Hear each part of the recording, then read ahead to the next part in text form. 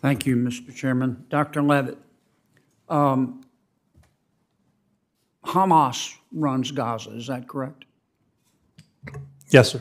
And lots of people help Hamas, don't they? There are people who help. There are lots of people in Gaza who oppose Hamas as well. Well, Qatar sends Hamas $10 million a month to run the place, does it not? It has. The Palestinian Authority, which the people of Gaza rejected in favor of Hamas, pays Gaza's electricity bill. They keep the lights on for Hamas, don't they? Well, to be clear, the people of Gaza didn't reject the Palestinian Authority. Hamas took over with force of arms. I don't want to debate that. Yeah, there's not much to debate. Yes, the Palestinian Authority does provide salaries to its people in Gaza. Does the Palestinian Authority pay for the keeping the lights on in Gaza? They pay for some of it, yes. The UN sends Hamas money to educate the children, does it not? The UN pays for some education in Gaza. They do that through their own agencies. Is that a yes? They provide the money into Gaza, yes. I'll take that as a yes. The UN gives Hamas money to run hospitals, does it not? The UN runs hospitals in Gaza too, yes. And in fact, doesn't Hamas tax at the rate of 16.5% every bit of food and aid that comes in to Gaza? They do tax everything. I don't know the exact percent. Hamas levies a tax on even fish caught, does it not? They tax everything. And Hamas also levels an income tax, does it not? That too. Okay. President Biden's administration has not enforced the sanctions on Iranian oil, on Iranian oil, has it? No. Okay. So you agree with Ms. I'm sorry, I can't see you. Pletka. So you agree? I tend to make it a policy to try to agree with Ms. Pletka whenever possible. Yeah. Well, you're smart. You told us you were smart. President Biden has not chosen to impose the snapback sanctions under the JPCOA, has he? Correct. Okay.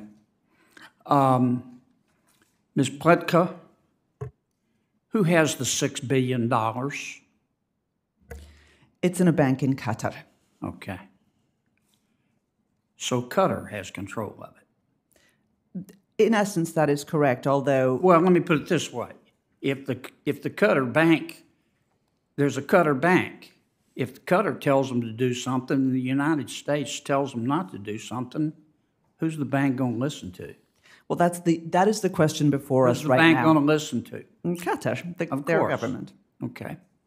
And isn't it a fact that back in 2021, Treasurer Yellen, through special drawing rights at the International Monetary Fund, gave Iran $4.5 billion? That's what I understand, yes. And she'd like to give them more. That's what I understand, yes. That's like cash money. It's really a dividend. You can cash in for U.S. dollars. Is that right? That's what I understand. Wow.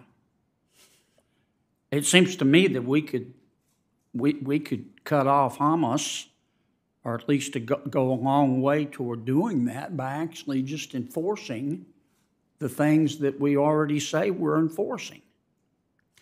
Every authority that is necessary to cut off Iran, Hamas, and every other terrorist group is already in the president's hands. The question is never whether the president can, it's whether the president will.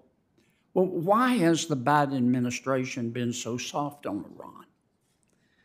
If we know Iran is funding Hezbollah, Hamas, the Houthis, their surrogates in Syria, their surrogates in Iraq, why has President Biden's administration been so soft on them?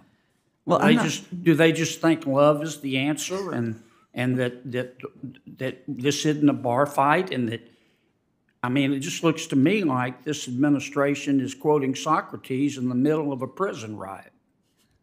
That's a very apt picture.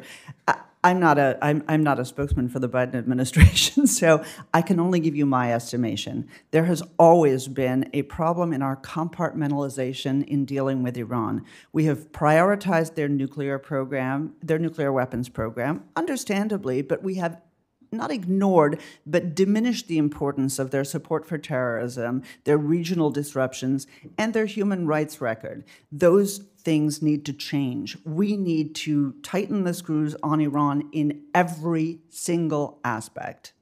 Peace through weakness never works, does it? No. Thank you, Senator Kennedy.